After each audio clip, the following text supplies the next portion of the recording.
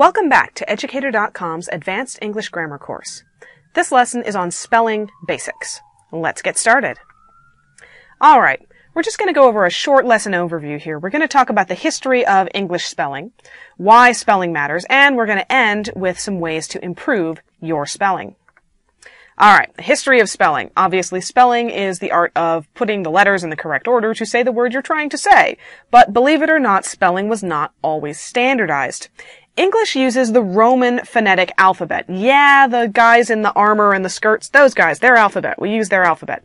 And unfortunately, this alphabet was designed for representing Latin, their language, not English, our language, sounds.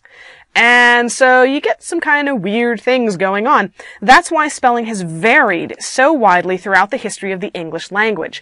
English spelling is an attempt to use somebody else's tools to speak our language, and things get weird. Writers in Anglo-Saxon, which was a Germanic language that was one of the ancestors of English, they just kind of sounded out the words they were trying to say.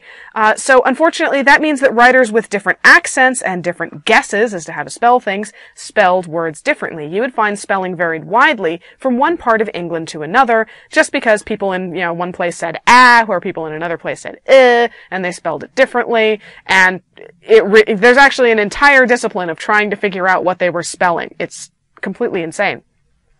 After the Norman conquest in 1066, the French-speaking royal court under William the Conqueror began setting the standard for spelling, including things like the letter C making a S sound rather than the K sound that it had made in Latin. So, for example, in Latin the word for city was civitas, except they didn't spell it with a K, they used the letter C. So they spelled it, what we would now read as civitas, but they pronounced it civitas. So, civitas then became civitas because that's how you say it in French, which led to our English word city. The Romans would be absolutely horrified if they saw us looking at the letter C and going, S.